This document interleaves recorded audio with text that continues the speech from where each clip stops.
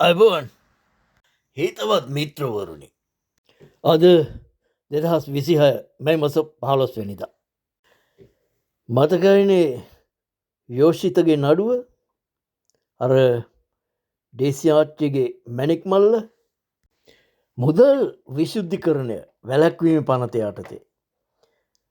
හිටපු ජනාධිපති මහින්ද රාජපක්ෂ මහතාගේ දෙවෙනි පුත් යෝෂිත රාජපක්ෂට එරෙහිව පවරා තිබුණු නඩුව පවත්වාගෙන යන්න බෑ කියලා විත්තිය ඉදිරිපත් කරපු මූලික විරෝධතාව කොළඹ මහාධිකරණය ඊයේ නිෂ්ප්‍රභා කර.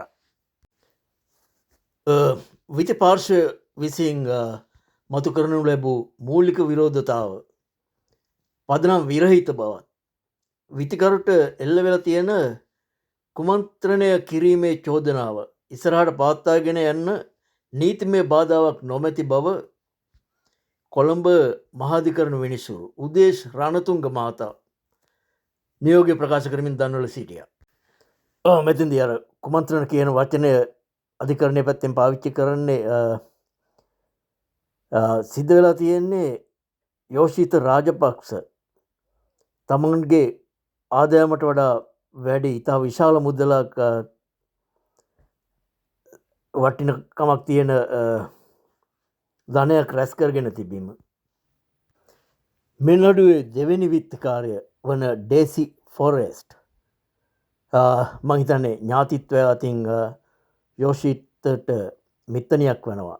ඇය මේ නඩු විභාගයට මුහුණ දෙන්න බැරි තරම් සුදුසු මානසික තත්ත්වයක නොසිටින බවට වෛද්‍ය මණ්ඩලයක් තීරණය කළා තියෙනවා. ඊට පස්සේ ඇයව ඉන් මුදාහැරීමට අධිකරණය නියෝග කළා.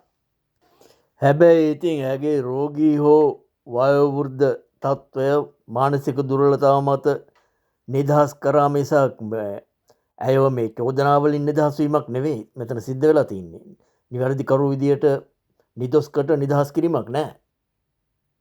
ඊට පස්සේ පළමු චෝදිතය වන යෝෂිත රාජපක්ෂට එරෙහිව ඉදිරිපත් කරපු පළවෙනි අධිචෝදනාව වන කුමන්ත්‍රණ චෝදනාවේ අන්තර්ගතය සංශෝධනය කරනවා කියලා පැමිණිල්ල දැනුම් දීමක් කරා. දෙවෙනි විත්තිකාරය නඩුවෙන් මුදාහැරීමෙන් පස්සේ යෝෂිත රාජපක්ෂට එරෙහිව විතරක් නඩුව පවත්වාගෙන යෑම සම්බන්ධයෙන් විතිය විරෝධයක් ඉදිරිපත් කළා. විතිය තර්කය වුණේ කුමන්ත්‍රණ චෝදනාවකදී එක් විත්තිකරුවෙක් නිදහස් වුණාට පස්සේ ඉතිරි විත්තිකරුට එරෙහිව විතරක් කුමන්ත්‍රණ චෝදනා ඉදිරිපත් කරන්න බැරි බවයි. යම් නඩු විභාගයකදී එක් විත්තිකරුවෙකු මිය ගියහොත් හෝ නඩු විභාගයට මුහුණ දෙන්න බැරි තරමට අසනීප වුණොත් ඔහු සමග කුමන්ත්‍රණය කළ අනෙත් පුද්ගලයාට එරෙහිව නඩුව ඉස්සරහට ගෙනියන්න පුළුවන් කියන එක තමයි මේ පැමිණිල්ල තර්කය වුණේ. ඒ සම්බන්ධයෙන් පැමිණිල්ල පූර්වාදර්ශ නඩු තීන්දුව කීපයක් ඉදිරිපත් කළා ප්‍රතිතර්ක ඉදිරිපත් කළා. මේ සඳහා පැමිණිල්ල විසින් ඉන්දිය නඩු තීන්දුවක්ද උපුටා දක්වනු ලැබුවා. දෙපාර්ශ්වයම ඉදිරිපත් කරපු කරුණු ගැඹුරින් විවරණය කරපු මහාධිකරණ විනිසුරුවරයා තමන්ගේ තීන්දුව ප්‍රකාශ කරමින් කිව්වේ විත්තිකරුට එරෙහිව නඩුව පවත්වාගෙන යන්න පුළුවන් කියලා. ඩේසි ෆොරෙස්ට් නැමැති නඩුවේ මුදාහැරීම සිද්ධ වුණේ අපරාධ නඩු විධාන සංග්‍රහයේ 194 වැනි වගන්තිය යටතේ. එම වගන්තිය යටතේ විත්තිකරුවෙක් මුදාහැරීම නිදහස් කිරීමක් මිස නිදොස් කිරීමක් නොවන බව මහාධිකරණ විනිසුරු උදේශ් රණතුංග මහතා තමන්ගේ නියෝගය දක්වමින් වැඩි දුරටත් කියා සිටියා. දැන් මේකයි කරලා තියෙන දේ යෝෂිත විසින් 2012 වසරේ අගෝස්තු මත 1 වෙනිදා සහ 2013 වසරේ අගෝස්තු 29 වෙනිදා අතර කාලයේ රාජගිරියේදී හා බම්බලපිටියේදී රුපියල් ලක්ෂ 735කට ආසන්න මුදලක් උපයාගත් විදිය හෙළි කරන්න නොහැකි වීමේ චෝදනාව යටතේ දැන් මේ යෝෂිත රාජපක්ෂට එරෙහිව මේ නඩුව පවරා තියෙන්නේ. මේ ගණන් ඇහුවම පිස්සු හැදෙනව නේද? රටක හොඳින් ජීවත් වූ ජනතාවක් වැලේවැල් නැතිව හිඟා කන තරමට ඇද දාපු එක්තරා පවුලක එක සමාජිකයෙකුගේ පමණක් වංචනිකව උපයාගත්තු ධනය දැනට මේ වාර්තාව තිබෙන ආකාරය අනුව ඒ කියන්නේ හොරෙන් පණ්ඩලා අනුන්ගේ නම් වලට අරන් දාපු වෙනත් රටවල ආයෝජනය කරපු ප්‍රමාණය කොච්චරද කියන අපි දන්නේ නැහනේ. ජනතාව කෝපයට පත්ව වෛරයක් ඇති කරගන්න එක ආන දෙයක් නැහනේ මේ වගේ තොරතුරු එනකොට.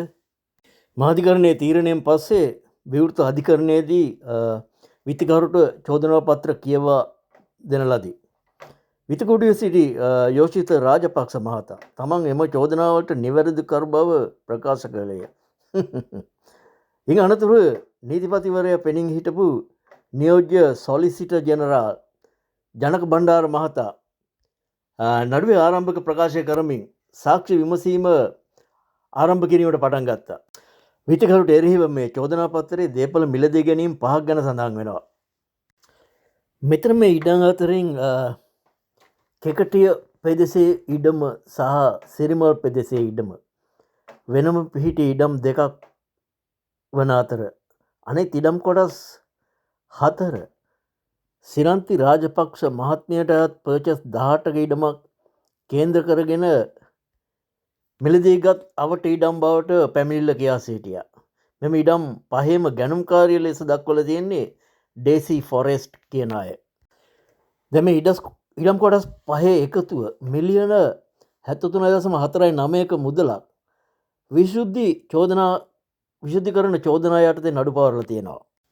පැමිණිල්ල චූදිතට එරෙහිව නඩු භාණ්ඩ 78ක් විත්තිකරුට එරෙහිව සාක්ෂිකරුවන් 166ක් හා පිළිගැනීම් 110ක් විත්තිය විසින් ඉදිරිපත් කරන ලදී. දැන් ඊට අමතරව චූදිතයන් දෙදෙනා එක්ව පවත්වාගෙන ගිය බැංකු ගිණුම් 4ක ගිණුම් සාරාංශ හා විත්තිකාර යෝෂිත රාජපක්ෂ කොටස් වෙළඳ පොලේ සමාගම් කිහිපයක ආයෝජන කර ඇති දේවල් වල විස්තර හා ඔහු 2009 වසරේ සිට 2015 දක්වා නාවික හමුදාවට ඉදිරිපත් කළ වත්කම් බැරකම් ප්‍රකාශ සහ බැංකු ගිණුම් 7කට අදාළ විස්තර ඇතුළු ලේඛන 25ක් නඩු භාණ්ඩ අතර තියෙනවා. මේ නඩු පැවරීම සිද්ධ කරලා තියෙන 2009 හා 2025 කාලේ විත්තිකරු 2009 ඔක්තෝබර් 29 ඉඳලා 2010 අගෝස්තු 31 දක්වා යුක්‍රේනයේ නැෂනල් යුනිවර්සිටි ඔෆ් ඩිෆෙන්ස් ඇකඩමිහි පාඨමාලාවකට යොමු කළ තියෙනවා. පස්සේ 2014 මාර්තු 20 දක්වා එක දීර්ඝ කළා තියෙනවා. ඔහු 2006 දෙසැම්බර් මාස 14 වෙනිදා තමයි නාවික හමුදාවට බැඳිලා තියෙන්නේ. මේ මිනිස්සයා මේ නාවික හමුදාවට බැඳුනට මේ ඒ කාලේ තිබිච්ච යුද්ධයට කිසිම සම්බන්ධයක් තිබිලා තියෙනවද කියන එක සැකසහිතයි. දැන් මේ පුජ්‍යලයට නාවික හමුදාවට සේවය කරපු කාලය තුල මාසිකව රුපියල් 73000ක වැටුපක් ඔහුගේ ගිණුමට ලැබිලා තිබුණත් ඔහු එම මුදල ආපහුගෙන නොමැති බව. ඒ වගේම ඩේසි ෆොරෙස්ට් සාන්ත තෝමස් විද්‍යාලයේ නේවාසිකාගාර පාලිකාව ලෙස සේවය කර තිබෙන බව සහ ඇයට ඒ සඳහා වේතන ලෙස රුපියල් 300ක මුදලක් ලැබී ඇති බව. මෙතෙන්දී නීතිපතිවරයා ආරම්භක දේශනය කරමින් අධිකරණයට දන්වල සිටියා. දැන් මේ තොරතුරු අහන් ඕන කෙනෙකුට තේරෙනවා දැන් මේ වගේ අති විශාල මුදලක් අති විශාල දේපලක් කොහොම ගත්තද කියලා හිතා ගන්න බැරි බව. ඔවුන්ගේ ආදායම් ආදිය සලකලා බලනකොට